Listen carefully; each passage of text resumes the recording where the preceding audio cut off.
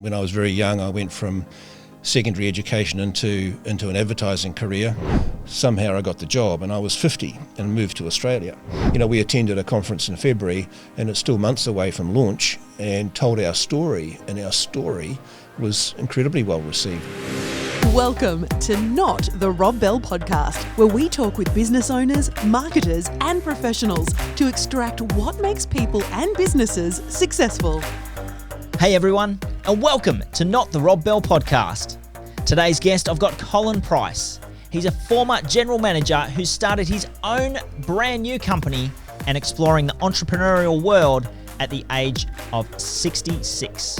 We talk all things business and what he's learnt in the corporate world and how it's helping him with his brand new company. It's coming up now. Hey everyone, we anticipated this podcast as being a weekly event, but we thought with everything going on right now that twice weekly would be twice as good. So we might not hold this forever and we may go back to weekly, but enjoy the extra episodes right now. So Colin, thanks for coming today to have a bit of a chat to us. My pleasure. I really wanted to chat to you about your transition from business executive to entrepreneur. I think it's a really interesting journey, and how some of those skills can transfer from that executive career into entrepreneurial spirit. And so can we maybe start with a bit of your background history and how you came to be to where you are now? How long have you got, mate? The time is running, but we'll keep going. My journey, my career started in New Zealand, and it's probably a little different to most. And when I was very young, I went from secondary education into an advertising career, which lasted a few years and morphed into deciding that I'd had enough of the city life. This was the hustle and bustle of Christchurch in the 70s. So my wife and I went out country and I worked on some properties. We were involved in horses and those through my first wife. My involvement was with horses. So we, like a lot of horse people do, chase some land and an opportunity to have more horses around you. And so I learned about farming and went and became a stockman and shepherd in the high country of Canterbury. But the opportunities long term, and that is not really great for a young family. Having a young family, and the future was going to be sitting where I was doing that same job for 20 years. So I put my hand up for a rep's job in an agricultural wholesalers company, and got the job, and started that career as a sales rep and in the agricultural sector with an interest in horses. So we developed a horse stud because we lived rural, and I was selling agricultural products and electric fencing and all sorts of different things. And my career sort of morphed and evolved over time, and I got involved some years later with a horse feed brand called Mitavite, which was owned then by the Ingham family. And I developed quite a large business in the South Island of New Zealand for the Mitavite brand and developed the brand. And this went on for some years with a few various sort of, went off on a few tangents from here and there. But when it got to the point back about 2002, the national sales manager for Mitavite in Australia left, and that role became available, and I put my hand up, and because of my success with the Mitavite brand and my knowledge of the equine industry, somehow I got the job, and I was 50 and moved to Australia. So 2004 I started in Australia as a national sales and marketing manager with the Mitavite business, who was owned by the Ingham family, and developed loved the role, loved developing a team of really good people, and took me a couple of years to settle in and to be accepted by probably some of the Aussie people who thought Kiwis didn't know anything about Australia. Nothing of the sort. No, and but over many years developed an amazing sort of portfolio of relationships and had a great team of people around me, and developed some really good skills amongst my team, and I was pretty comfortable sitting there, really, to be honest. And that lasted about 15 years, and my career evolved to the point where I became general manager of the business. But the business changed from being family to being more corporate. The Ingham family sold they sold their chicken business to private equity, and that became a listed company. And then that listed company split off Mitavite and sold it again to private equity. So my path with Mitavite came to an end with the sale of the Mitavite business to private equity, which is the case now. So that's my shortened version of a long career. I've been in the business for 40 plus years. So as I say, there were a few little other things happened along the way, but that's effectively the path. Sure. I'm now married to an Australian lady, and I'm really Australian as far as this is where I'll live the rest of my life. But my family and my sons are spread around the world. One in Australia and a couple in the UK, and I share a lot of family with my wife and grandchildren, etc. So sure, it's been a good journey, really, a really good journey. So it's an interesting mix of experience that you've got, and as you say, it's a sort of a non-typical path that led you to be general manager of Mitavite. You've gained some really interesting skills through advertising, equine, and sales, which is sort of this holy trinity of what you want to make a business out of. And so now you find yourself taking on an entrepreneurial venture and leveraging the skills that you've got. Can you, I guess really what I want to find out about is what things have you picked up on over that career path that really jumpstart this process. So effectively contrasting what you're doing now versus what you would have done, say, fresh out of high school. Well, I guess it's experience and knowledge and living as part of the industry you're involved in. The equine industry is complex, but it's most people look at horses and think of racing, but racing's only a minor part of the equine industry, and really it's the amateur owner who's got a passion for horses, who really changes their life to be able to be with horses. And my first wife and I did that when we were in our 20s. We went country so we could have more horses around us, and left the city and changed my career because of that. People do that all the time now. They can be in the city and they think, oh, look, we could possibly have 5 acres out in the Hills district, and we could have 3 horses, and the kids could go to pony club, and they then take their life and they move it along in that direction. They invest heavily in property, probably increase their mortgage. They have infrastructure and a vehicle to tow horses, and they buy horses and they have saddles, and the whole thing becomes a lifestyle. And you've got to have the respect for those people, because you can't dismiss them. They are heavily invested in their passion, and they go to great lengths to actually explore it. So understanding that from a feed context is really important, because these people love their horses, they care about them, they want to do the best for them. So having an opportunity to create a range of products that's going to be really good for their horses, and it's going to engage them correctly, just from the opposite end of the corporate scale, as a personal thing. That my business is personal, and we want to be totally committed to the market that we're operating in, and understand our customers. So I don't know whether that's answered your question. You might want to tidy that up a little bit. No, I think the essence of what's there is understanding your customer by being a customer, once before is really the leg up, and no doubt that would have helped you in your prior role as well. But the collective experience of being on the customer side, being on the corporate side, and being such an integral part of that business for so long, really positions you well to just, I guess, not not avoid mistakes, but make less mistakes when you're launching your own venture, which, obviously when we're bootstrapping anything, it's critical to get that right because we don't have that fallback.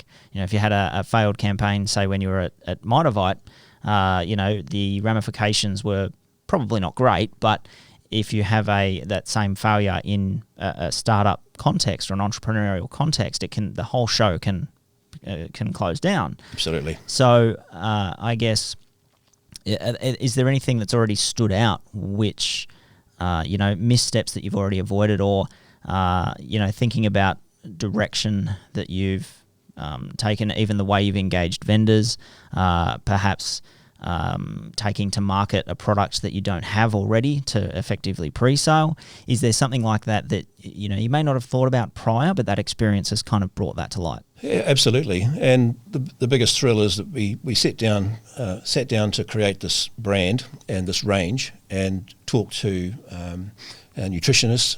We talked to a potential distributor, and we have a very close relationship with an Australian distributor, who my relationship with them goes back obviously 10 or 15 years, and we've had a lot of success together.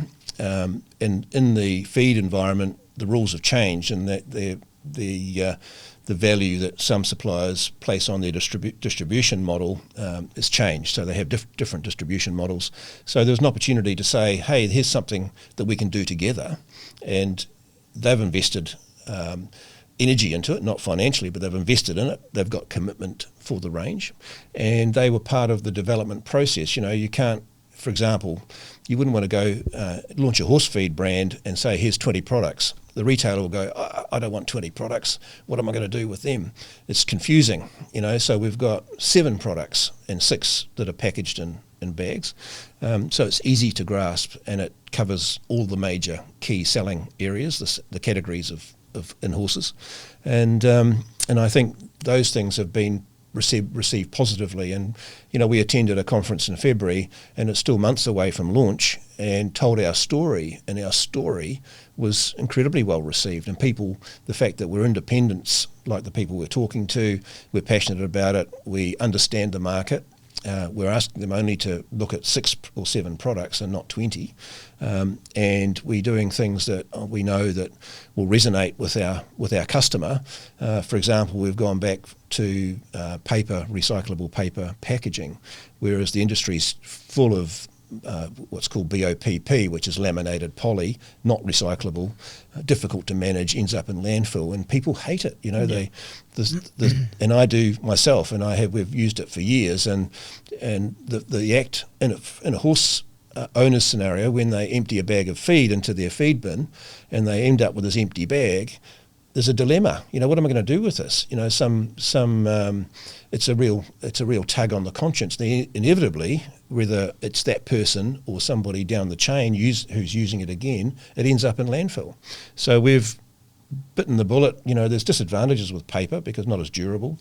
The reproduction process for printing isn't as great, but the cost is a little higher.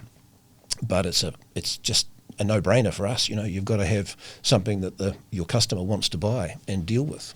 I think sometimes these small or seemingly small aspects can really be such a valuable thing as well. I've never owned horses, but I've had chickens. Yep. And as much as they would feed off kitchen scraps and that sort of thing, sometimes we would have to supplement their feed. And, we'd go to the local rural dealer, yep, buy some chicken feed, and same, comes in a plastic pack. And, empty out the feed into the steel bin or whatever, and then go and have to try and dispose of this packaging. And it yep, sort of makes you feel bad about what you're trying to achieve, and slightly different context to what the equine owners are doing. But I can imagine a horse is eating a lot more feed than a couple of chickens in the backyard as well. That's so right. The problem is compounded as well. Yep. So you solve it with something quite small and unique, and as you say, compromise on the packaging in terms of print resolution, or you've got to keep them dry and all that sort of thing. But there's an innate value add, and solve those Yes. problems along the way. And it's just one more thing that gives the retailers a reason to sell it, the customers a reason to buy it, and the cycle continues. Yeah. Another example of that is that on every bag of our product, we give 100% money back guarantee, which is my personal guarantee. And if the purchaser's unhappy for any reason, they can contact me and we can put that right for them. So, but if you've got a premium brand, at the end of the day, you always support it.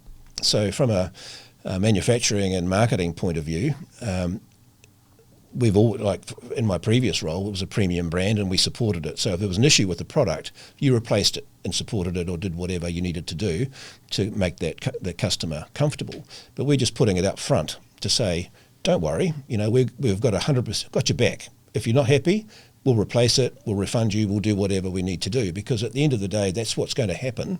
But we're just putting it out there in the front of people so they know right up front that we're 100% behind our product. I suppose that's something around the psychology of the sales process as well. Is as you say, it's not that guarantee doesn't it's not that guarantee is not implied with pretty much everything that you purchase. It is, but bringing it to light has a real value proposition, especially when it's a new product to market and you're trying to get a customer to switch. It's like changing brands of toothpaste. We all buy a particular brand just because we buy that brand, not because we necessarily prefer it over the other. And so there is a necessity to sort of catalyse that switch. And so how do you go about really raising awareness for a new brand in this sort of space when, I know that Mitavite typically did a lot of sponsorships and had a real culture there. Yep. How do you bring in something without spending way too much money and, making sure you're getting a justified return? How have you sort of started to tackle that? We're really we're engaging the community, and the horse community, the equestrian community, is heavily social. So there's a lot of people on social media, and that's the obvious route, but it's also the word of mouth, and it's the key people within the industry who we have and I have past relationships with, who are looking for something new, is to really engage with them, give them the confidence to make recommendations on your product. So we're not going to be in a position to spend a lot of money on marketing initially, and we don't want the product to be marketed blatantly to the equestrian community. We want people to hear about it and get recommendations from within the community. So the burn will be slower, the build will be slower, and now with COVID-19, we can't go and see anybody at the moment anyway. So we're rolling out in May, and we're planning to have a slow development for the brand over time, and perfectly happy with that, because we want to make sure we don't disappoint anybody. We want to make sure that everything's in place and our forecasting and production are in place, so there's nobody coming back saying, I bought this bag, it's great, but I can't get the next one. We want to make sure there's no constraints on that. There's a smooth passage for growth as well. So we're just quite happy to use the conversation and be part of the conversation. I think that's an interesting assessment there as well, in terms of being able to convert that lead that effectively walks through the retailer's door, and you have no control over that. Mm-hmm. If someone walks in and they can't, they're after your brand of feed and they can't buy it, well, then they're just going to revert to old behaviour, and you're going to have to start the whole process again. Yep.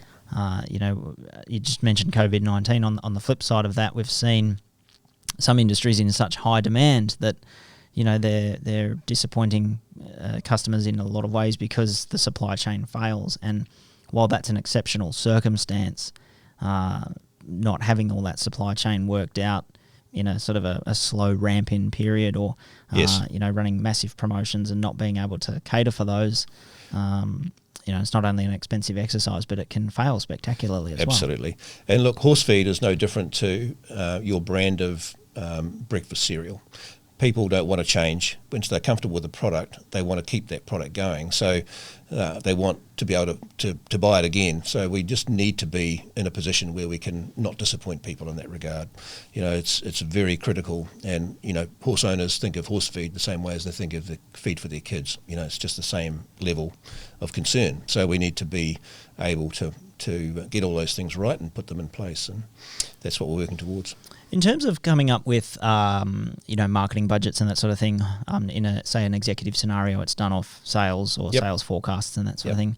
Whereas in a small business context, a lot of startup founders and things will look at marketing as a cost as opposed to an investment. Is there something that you learnt over the years that really changes your position on that and reframes marketing as part of the growth strategy as opposed to just a cost? Look, I had a few things that probably weren't successful if you look at the return on investment directly, but they were successful in building the brand awareness and the culture around the brand. Those things can be expensive to do. We had a number of campaigns over the years that weren't purely sales driven, but they were to build that presence for the brand within the community. And I want to do things that do that in the future as well. And I think those things will happen and will come. But really, there's probably nothing specific that is going to determine what we do now. But we're just building this feeling within the community now. We've launched our social media platforms pre-launch so that people are familiar with our products and our brand, and so when it comes along they'll say, oh yeah, I saw that, but we're making it quite clear that you can't go in today and buy a bag of feed because it's a month away from being in a retail store. But we are active and we are trying to build this conversation going forward. How important do you think those relationships, say with the retailers and the wholesalers, play into this startup? Because we think about, look at the news and think about businesses starting up, and it's like, oh, there's a $1 billion valuation on a new neobank, or there's a $1 billion valuation on the latest greatest app that's out. Personally, I don't know the first thing about starting a banking company. So, but I guess other people do, and that's where they go down that path. Do you think you would have, say, skills transfer into another industry with the same level of return, or do you think that passion and that just living that life really is what drives that? Well, the relationship with our retailer and wholesaler is absolutely pivotal to success, and we put great value in providing not just information, but we actually partner with these people so that our wholesaler is fully invested in what we're doing, and we talk every couple of days. We're developing joint social campaigns and so on, so that we can get this product through the distribution network and to the retailer. We've already engaged with their retailers as well, and they're going to support that process. So it's critical that we are able to do that, and that we have the relationships that form the basis of being able to do that. I would think I would struggle if I didn't come in with some equity already. We came in with a proposal to a distributor, and it's me that comes in, and they know what we can do together. So we've got history, but if I was coming in at my stage of my career with something brand new and something I was not familiar with, and trying to engage a corporate distributor or retail network or whatever, that would be much more difficult for me to do. So maybe perhaps if you are launching cereal, as you mentioned before, people don't like to change cereal. If you were doing a similar thing and similar, say, business setup and that sort of thing, you think the results would be substantially different? I do. Yeah, I do. Look, my business has always been relationship based, and whether that's with your customer or with my sales team, it's really about having ownership in all levels of your business. And my management style was was to develop autonomy for my team, so that they felt they had their own business to run, and they were self-motivated, and they looked at opportunities because it was their business that they were driving. Well, I'm replicating that within the Benchmark brand and framework with a team of people that will feel the same way, and I'm very careful that we get the right people so that they take ownership of what they're doing as well. So it's a really simple thing. It's a really simple thing, and it gets, I think, in the corporate sense, it gets watered down. The things that are really important in business get watered down and forgotten a little bit. In my last role, I started off, as I said, working for a family business, and I developed a sense of ownership, and I treated that business like my own. And over the years, as we got more corporate and the business was sold and reshaped, became less of my business and more of their business. And so you tend to lose, you lose the attitude or the approach that you have. Not that saying I didn't enjoy it, I loved it and was very passionate about it, but you knew beside that you weren't pulling the strings anymore. You weren't making those decisions that you thought were best for the business. You may have thought those decisions were the best for the business, but the financial analyst said, "Oh no, you know that's not best for the business because it's going to impact here." Yeah, of course. And so it was a process of sliding, of diluting what was really, I think, important. Now, with creating this new brand and this new business, I can bring that to the fore again because I think relationships are just absolutely paramount. So obviously having an emphasis on culture is important for you as well. Yep. How, if you're starting something up from scratch, how do you try and set those cultural values from the outset? Is it sort of set by the industry because equine's pretty tight as a community, or is that something that you know how to foster that identity? I don't think it's just industry based. I think it's we're probably fortunate because the people within this industry are passionate about horses. Now, it's hard to get passionate about breakfast cereal in the same way. It becomes more of a brand-driven loyalty type thing, but we know we have this passion to engage with, and it's how you engage with that and the people around it that gives you the opportunity to do well, I think. And, there are a lot of people that I've come across over the last 15 years who are really good friends and have been good business associates who just can't wait to get hold of this because they know what's behind it. They know the set of values that comes with it. And it's not hard for me to convey those values to them. It's really a given because they know how we've operated before and how I've operated before. But with a new industry and a new business, it would be much more difficult. You'd have to do it really through the people and relationships that you develop, new relationships that you develop. And that's a much more difficult task, I think. So I think here there's already this sort of common objective and this common focal point that sort of collectively brings everyone together. There is, absolutely is. Yeah, there is a commonality in the industry, and that's for health and welfare of horses and performance and all the other things that go with it. Yeah, So, I mean, as they say, you do what you love, and then the money comes second. And I think this is really an example of that as well. And it is business, and at the end of the day, but the passion is what's driving the focal point, and it's what's driving the innovation. Say in the packaging, it's yes, and looking to deliver a really top-notch product. And where, say, in a corporate setting, you may be forced to change formulas or make squeeze percentage points Yes. out of profit margins and that sort of thing. Whereas Yes. here you can make a little bit more of a long-term assessment and make decisions based on that. you're absolutely right. You can, and take the long view. I think it's the way forward, and having the ability to make those decisions is incredibly rewarding, and knowing that that's how it's going to be. So Yeah, and I guess in your change to this setting from a corporate setting, that's sort of that flexibility that's returned, and you get to drive it with the values that are important to you, not just to the board of directors or the shareholders. absolutely, yeah.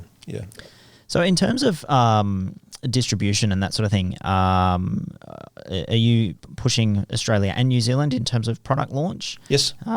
Is there any challenges that pushing products across continents creates that would be, say, a little bit simpler if you stayed in Australia? Or have you already discovered those hurdles in the corporate world?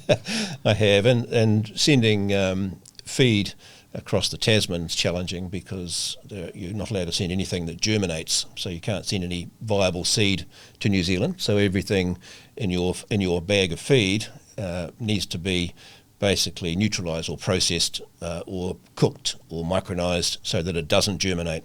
New Zealand don't want any seeds. It's just like WA. The same thing applies in WA. It's a very strict border. So you make products that meet those requirements. So we do that. But we're also planning to manufacture a couple of our products in New Zealand as well. So I have a manufacturer in New Zealand who's going to provide that service for us, because for me as a Kiwi, it's going to give me great pleasure to not only to get the advantages of the manufacturing, but also to be making feed in New Zealand. So we can't make the whole range in New Zealand because of limitations on the way that the feed is prepared, but we can do a couple of really good products. So we're going to do that, and we will. Our aim is to sell a reasonable amount of feed in New Zealand. We'll be also exporting to other Asian countries, but our main focus initially is Australia, because it's such a vast market, a big market, and physically demanding to get product to all corners of the country. So that's going to take some effort. Yeah, no doubt. I know that New Zealand manufacturing is really world class, and really there is a lot of produce that goes to New Zealand to become packaged product or frozen product and come back to sit in the frozen aisles or the FMCG aisles of Australia. Does that play into consideration for you guys, or is that just something that's specific to, say, human food consumption, and it doesn't really apply here? Yeah, look, it probably doesn't, because at the end of the day, we're talking about stock feed, which is bulky and lower value. So that sort of process doesn't stack up as far as getting it to the market at a reasonable price. But New Zealand are farmers. It's a farming community. Feed milling is a traditional industry in New Zealand, and 40 or 50 years ago there were feed mills in every small town around the country, because the grains were grown locally, and they were made into food locally, or milled into flour, or whatever it might have been. So it's got a rich heritage in New Zealand, and they're very good at producing good product. So we're taking advantage of that, which is also enjoyable, and I think it'll be a good direction for us to go. Yeah. Okay. Interesting. Changing gears a little bit, looking at this executive to entrepreneurial transition again, is there anything that sort of surprised you? Obviously, in the executive context, you're used to, P&Ls, looking at the books and all that sort of thing, but obviously in an entrepreneurial context, there's not someone sitting there doing that already, or there's no bookkeeper, or there's no, you have to find a new accountant, all that sort of thing. Is there something that stood out as particularly challenging for that transition that maybe caught you off guard a little bit? Or maybe you predicted it and just had to wade through it anyway? Yeah. No, look, really, no. It's to be honest, I think all the parts of the business that we had to put together, our costings to do that were pretty accurate at the end of the day. As I say, it's a pretty slick business model that we've developed. We've got low fixed costs, and most of our costs are built into our as a cost of sales rather than a fixed cost. No bricks and mortar, no stock, no warehousing, no transport. So it's a fairly tidy, lean operation from a business perspective. So our team is quite small but specialised. We contract our nutrition services, our social media marketing. We have a consultant who provides us with those services, and our team of salespeople will be independent salespeople, because they'll have other things on the go as well as they grow, and specialist in the equine area. So I think there's nothing that's caught us out so far. We've done our job. We've done our intellectual property is paramount. We own all our own intellectual property. We've done our trademarking and so on. We want to have total ownership of this business. Nobody else has got a stake in it. My wife and I own it, and we want to keep it that way. And so that we need to own everything that's to do with it. So that's been an important consideration. And when we've made decisions about how we structure, even our feed premixes are our intellectual property. So, is there a tipping point that you see in the future where that where that breakdown may change in terms of using 3PL and like third party logistics and contract feed and that sort of thing. Do you see a tipping point where maybe the case is made to change that model? Look, it's always something that we would look at, or consider, but I can't see it at the moment. The way I want to have this business run is really so that we don't get bogged down. We're not expert manufacturers, for example, so there's no way I'm not going to be a feed miller. I'm not a feed miller. So we have an expert feed miller who produces the products that we want. Look, there may be changes in the future, but we've got a couple of sides to our business as well. Our core business is called Equibrands, and it's really a brand representation, a business that represents brands and helps grow equine brands. So we're going to be managing other brands within the market as well through our admin system and our sales and marketing team. We're going to be representing other brands that are good brands and are complementary to what we're doing with our Benchmark Feed brand.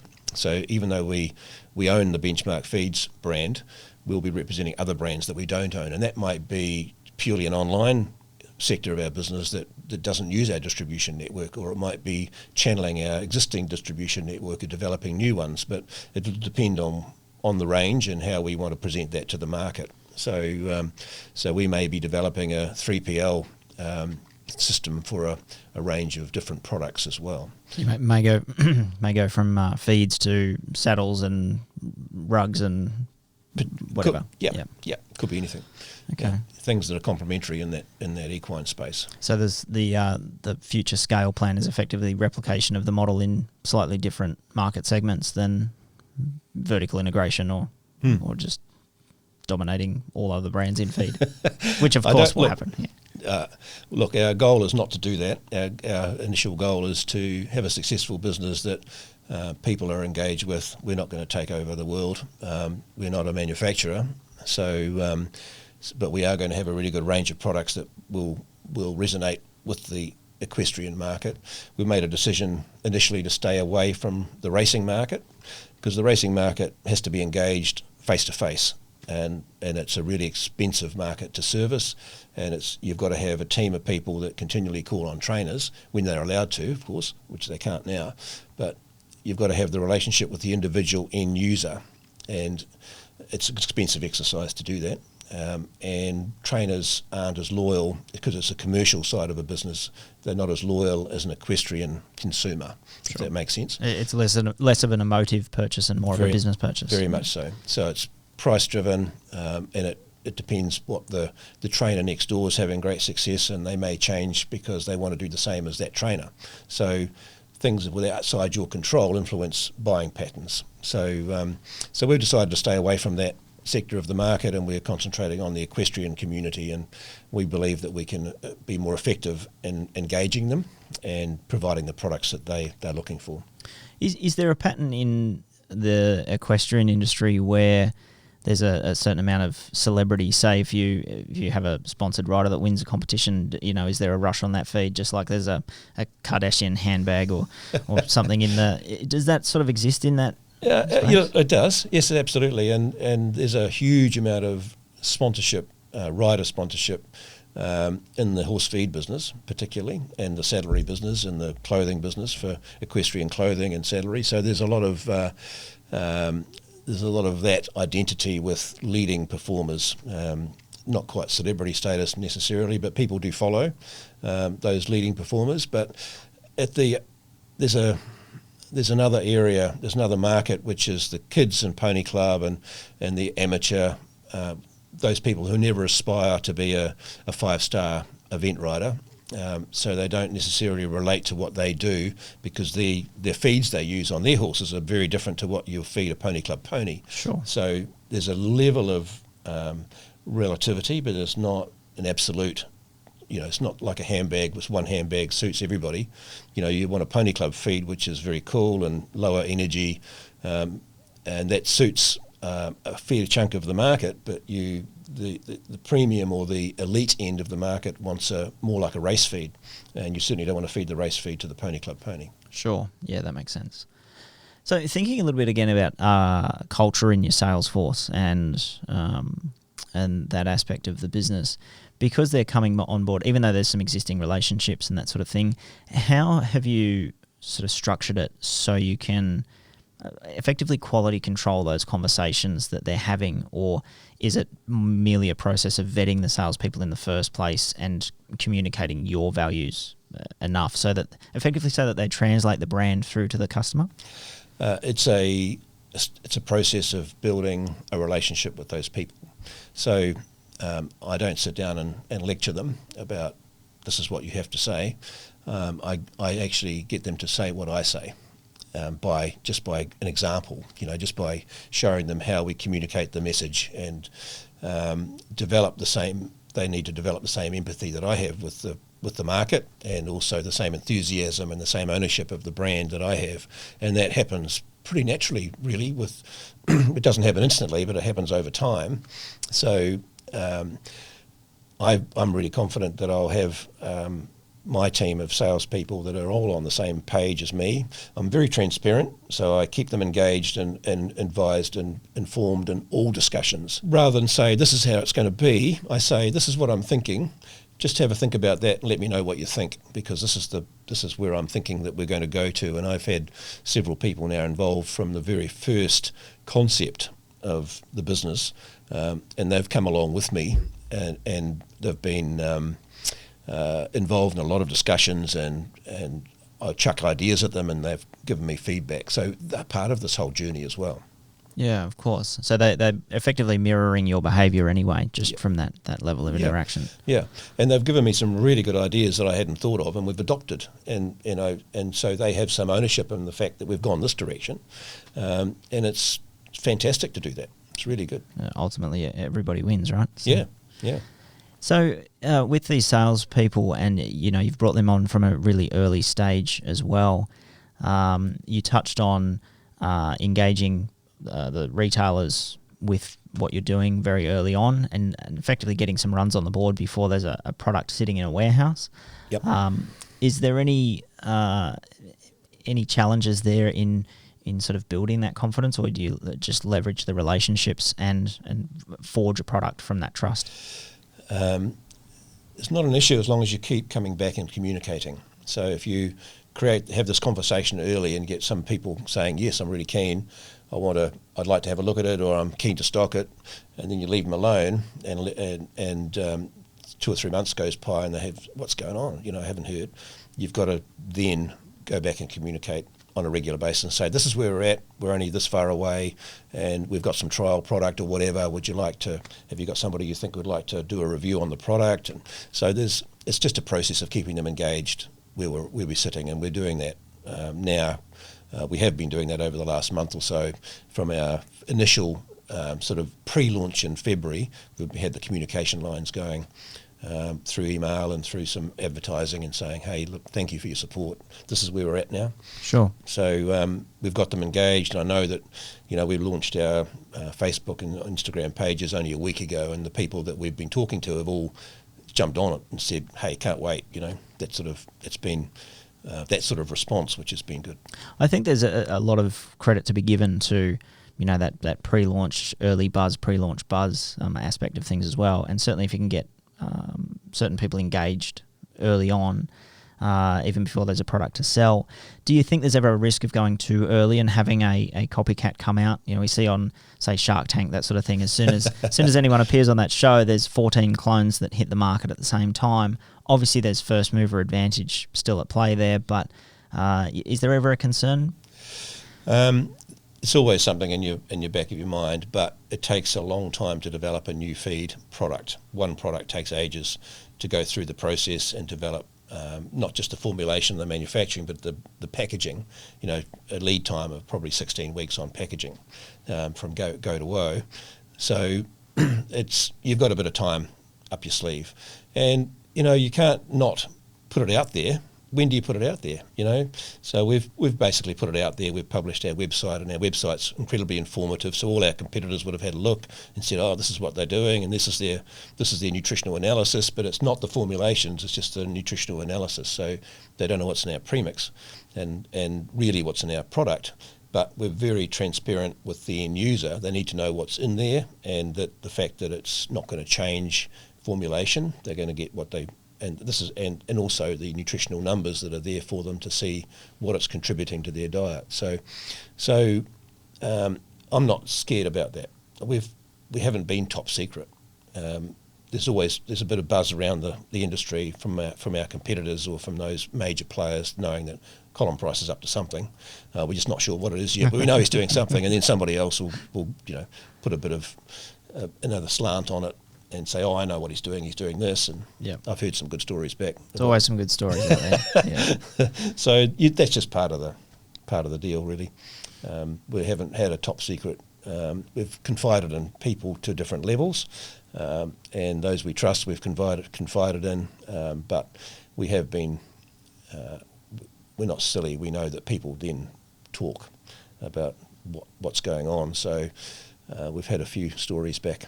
But no, I'm not too concerned about that, to be honest. I think that's the reality as well, and I've always felt similar in that you can put it out there, but it can't just be cloned. You know, Gordon Ramsay can show you how to make a 5-star Michelin meal, but it doesn't mean you're suddenly a Michelin star chef. That's right. And therein lies the difference. Yeah. And it's not a product. This is a story. Yep. This is a whole story. This is not just about one product or two products that can be copied that haven't got the story. And we've got, the brand story that comes with it. What comes behind it is what's more important, I think. Well, it's the difference between a brand and a product, right?